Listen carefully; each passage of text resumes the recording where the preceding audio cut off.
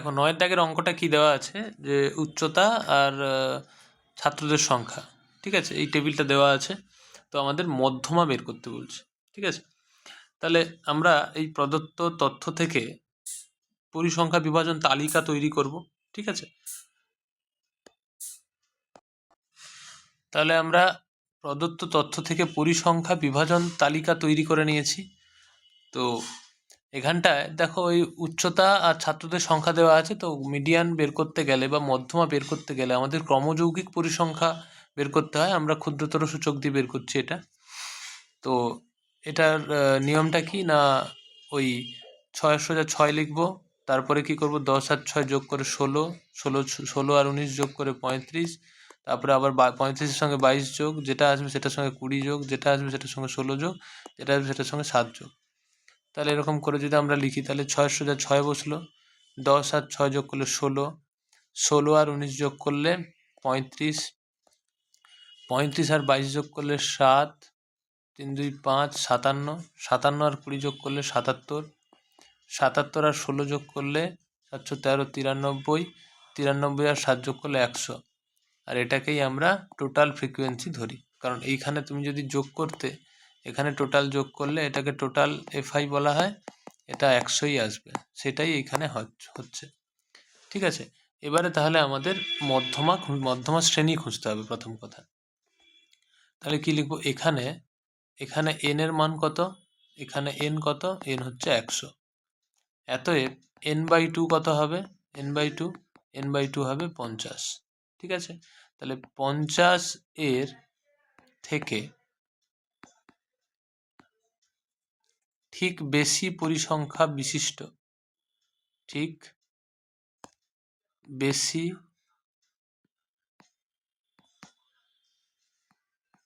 পরিসংখ্যা বিশিষ্ট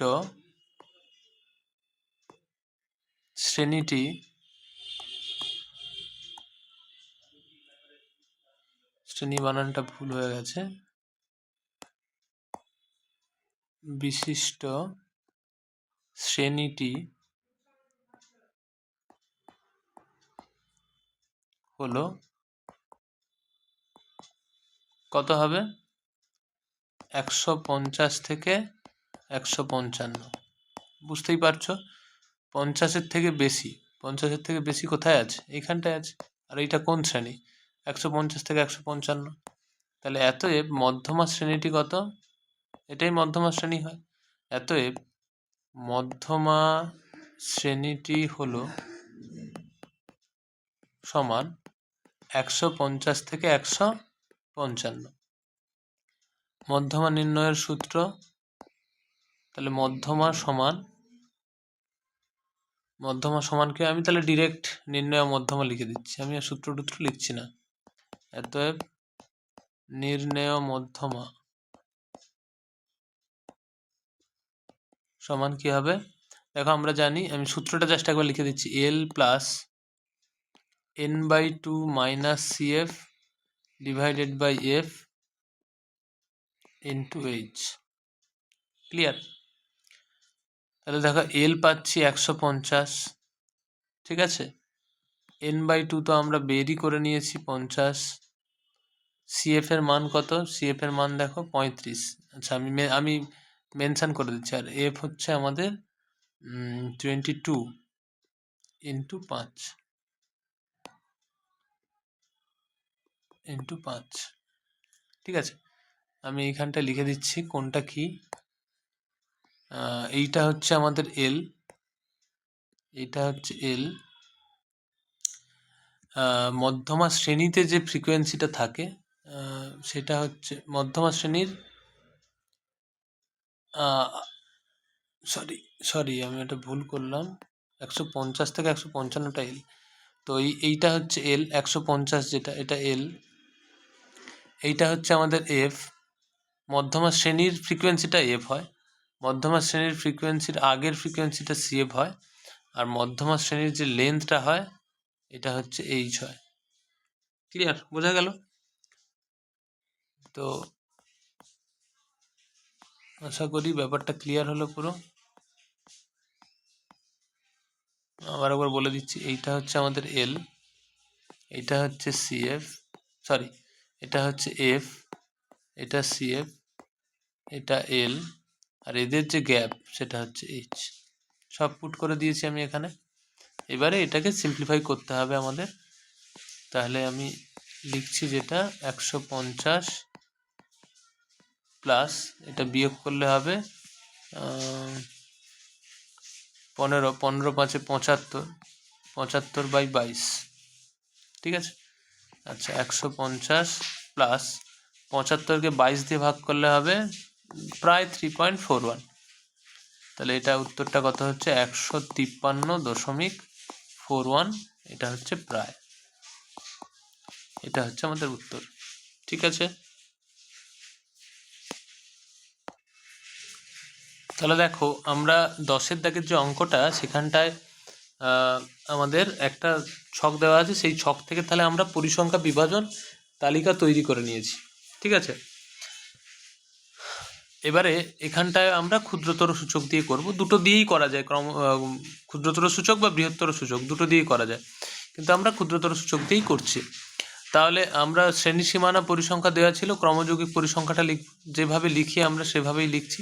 তাহলে 4-এর সোজা 4 লিখবো, 7 4 11, 11 10 21, 21 আর 15 যোগ করলে 36, 36 আর 10 যোগ করলে 46, 46 আর 8 54, 8 14 54, আর 54 আর 5 5 4 9 59, এটাকেই আমরা এন ধরি বা টোটাল পরিসংখ্যা।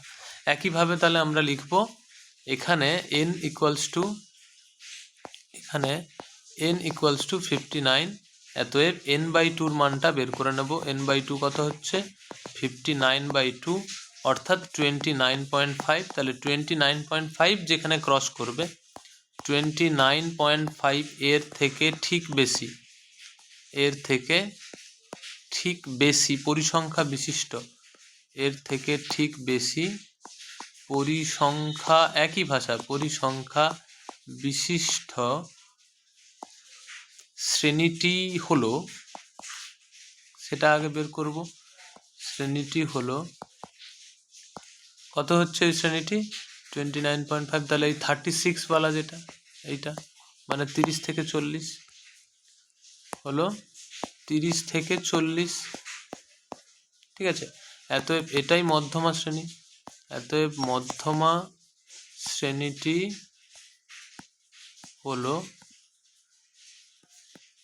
সমান 30 থেকে 40, অতএব নির্ণেয় মধ্যমা, নির্ণেয় মধ্যমা সমান, সূত্রটা একবার লিখে নিই, L plus n/2 minus CF by F into H.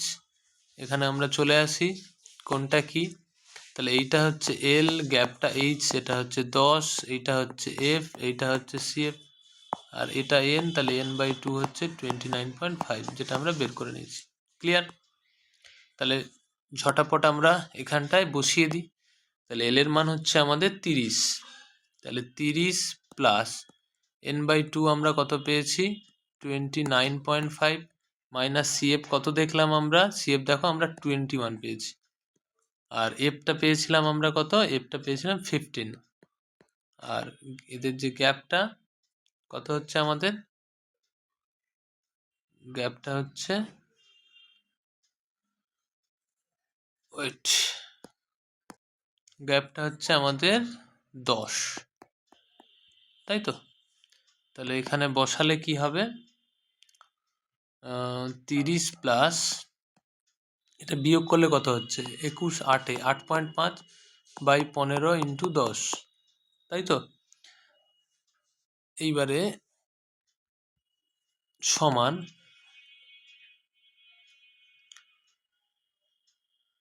30 plus, এটাকে সিম্পলিফাই করলে, আচ্ছা 8.5কে যদি আমরা এখানটায় একটা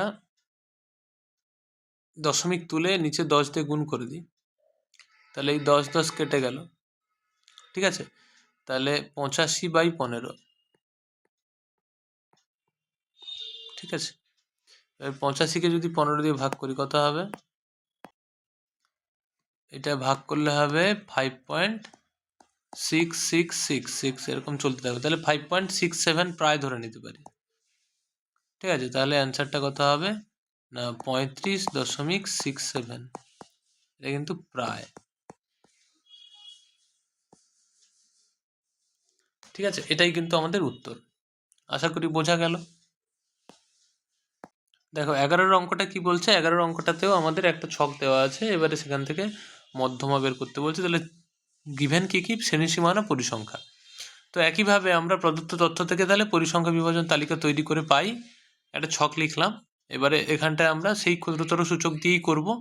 তাহলে ক্ষুদ্রতর সূচক লেখার নিয়ম তো সোজাসুজি 5 সোজা 5, তারপরে যোগ করে করে 5 6 11, 11 যোগ 15 26, 26 10 36, 36 5 41, 41 4 45, 45 3 48, 48 2 50, এইটাকে এন লিখে দেব। ঠিক আছে, এইবারে এখানে তাহলে এরপরে যা করি আমরা, এখানে এন হচ্ছে 50, n/2 বের করব। অতএব n/2 হচ্ছে 50/2, মানে হচ্ছে 25। তাহলে 25-এর ঠিক বেশি, 25-এর থেকে ঠিক বেশি, 25-এর থেকে ঠিক বেশি পরিসংখ্যা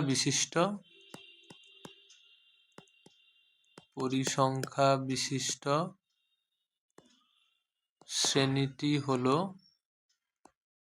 শ্রেণীটি হলো কত হবে? দেখো এটা যেটা আমরা দেখতে পাচ্ছি সেটা হচ্ছে 15 থেকে 20, 15 থেকে 20। ঠিক আছে, এইবারে অতএব তাহলে এটাই মধ্যমা শ্রেণী। তাহলে মধ্যমা শ্রেণীটি হলো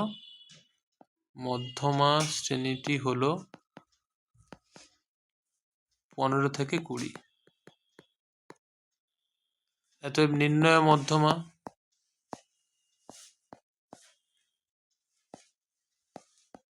কত হবে? L plus n/2 minus CF divided by F into H। তাহলে L এর মান কত?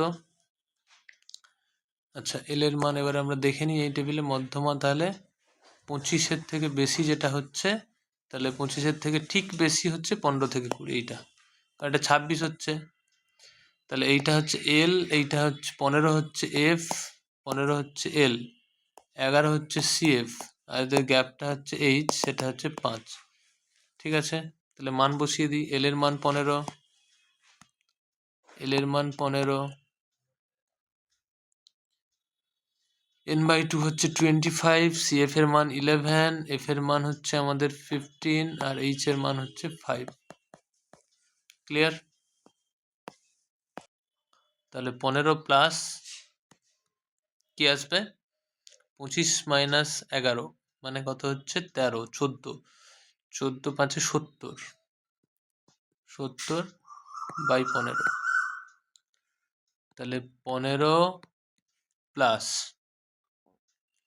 এটা দেখো 5 দিয়ে কাটবে, তাই না? 5 3 15, 14 5 70, তাহলে 14/3। এবারে 15 প্লাস 14-কে 3 দিয়ে ভাগ করলে কত হবে? 4.67 প্রায়। তাহলে 15 4 19, তাহলে 19.67 প্রায় হচ্ছে আমাদের অ্যান্সার। ক্লিয়ার হলো? দেখো 12 দাগের অঙ্কটায় যেটা দেওয়া আছে, শ্রেণী সীমার পরিসংখ্যা দেওয়া আছে। শ্রেণী সীমাটা একটু খেয়াল করলে দেখা যাবে, যেটা আমাদের যেখানে শেষ হচ্ছে সেখান থেকে শুরু হচ্ছে না। ফলত এটাকে আমরা কিন্তু অন্তর্ভুক্ত গঠনে আছে বলি। শ্রেণী অন্তর্ভুক্ত গঠনে আছে, মানে 1 থেকে 5-এর মধ্যে যা আছে ওইটাই। তো আমরা শ্রেণী সীমা থাকলে সচরাচর আমরা অঙ্ক কিভাবে করি? শ্রেণী সীমানায় বের করে তারপরে করি। শ্রেণী সীমানা থাকতে হয়, মানে যেখানে শেষ সেখানে শুরু হতে হয়। একটা শ্রেণী যেখানে শেষ হলো, পরের শ্রেণী ঠিক সেখান থেকে শুরু হতে হয়, তবেই আমরা কিন্তু অঙ্কগুলো করতে পারি। তো এখানটায় শ্রেণী সীমা থেকে শ্রেণী সীমানায় কিভাবে করতে হয় সেটা নিশ্চয়ই আমরা আগে গড়ের যেখানে নির্ণয় করেছিলাম সেখানেও করেছিলাম। আবারও একটু বলে দিই, শ্রেণী সীমানায় তোমরা যে অঙ্ক থাকুক না কেন, তোমরা সবসময় এটা খেয়াল রাখবে যেখানে শেষ সেখানে শুরু হচ্ছে কিনা। যদি না হয় তাহলে যেটা করতে হয়, এই যে 6 আছে 5 আছে এদের মধ্যবর্তী ডিফারেন্সটা কত, এদের ডিফারেন্সটা হচ্ছে 1। বলছে এই ডিফারেন্সটাকে 2 দিয়ে ভাগ করে দাও, মানে 1/2 মানে কত 0.5। ঠিক আছে, এই যে 0.5 খেয়াল রাখবে লোয়ার সীমানায় যে লোয়ার সীমা যেটা তার থেকে বাদ দেবে, আর আপার যেটা তার সঙ্গে অ্যাড করবে। মানে ব্যাপারটা এরকম মনে রাখবে, যার কাছে কম আছে তাকে আরও কমিয়ে দেব, যার কাছে বেশি আছে তাকে আরও দিয়ে দেব। কোনটা দিয়ে দেবো, এদের যে গ্যাপের অর্ধেক। মানে তাহলে কি বললাম, এটাকে বলা হয় অ্যাডজাস্টমেন্ট ফ্যাক্টর।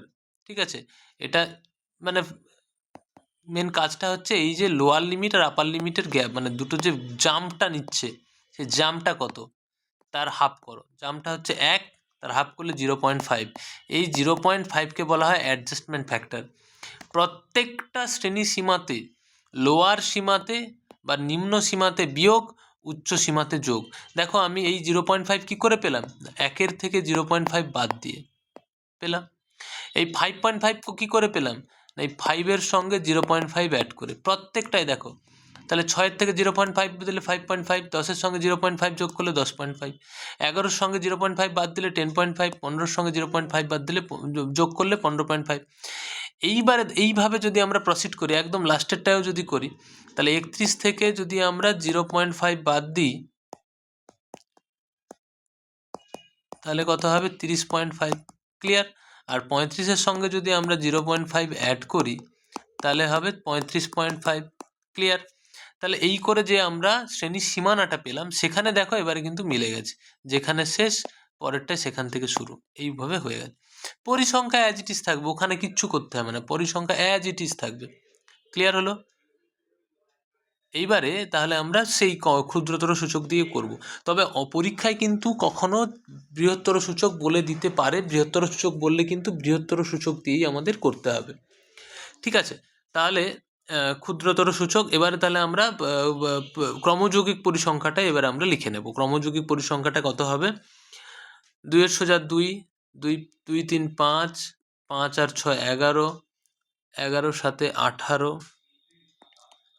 18 5 23, 23 4 হচ্ছে 27, আর 27 3 30, 30টাই হচ্ছে আমাদের n।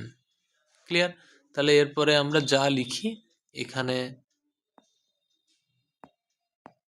n হচ্ছে 30, অতএব n/2 সমান 30/2 সমান 15। এবারে কি লিখব, 15 এর থেকে ঠিক বেশি, 15 এর থেকে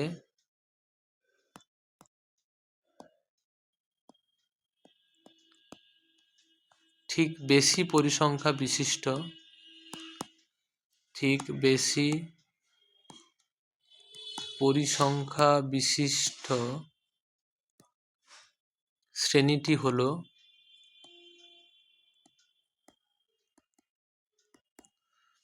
দেখো এখানে আমরা যেটা পাবো সেটা 15.5 থেকে 20.5। তাহলে এটাই হচ্ছে মধ্যমা শ্রেণী।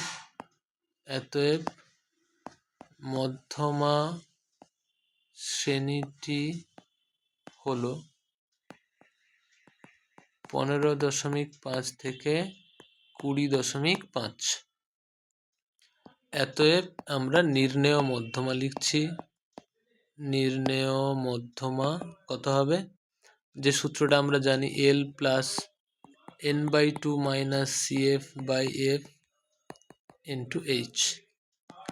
এবারে মান বসালে L এর মান কত দেখো, আচ্ছা আমি ছক থেকে দেখিয়ে দিই একবার। 15 থেকে ঠিক বেশি মানে এইটাকে তো নেব না আমরা, এইটাকে নেব, তাই না? শ্রেণী সীমা থেকে সীমানা করে নেওয়ার পরে শ্রেণী সীমা আর কোনো কাজে আসে না। তাহলে এইটা হচ্ছে আমাদের L, এইটা হচ্ছে আমাদের F, এইটা হচ্ছে আমাদের CF, আর এদের গ্যাপটা হচ্ছে H। ক্লিয়ার। তাহলে দেখো জাস্ট মানগুলো বসিয়ে দিচ্ছি, 15.5 গুণিতক n/2 মানে 15, CF দেখো আমরা বের করলাম 11, F হচ্ছে 7, তাই তো, F হচ্ছে 7, 7 আর এইচ হচ্ছে কত, এই গ্যাপটা কত হবে, এই গ্যাপটা 5। ক্লিয়ার? এখান থেকে কিন্তু কখনোই নেবে না এইচ,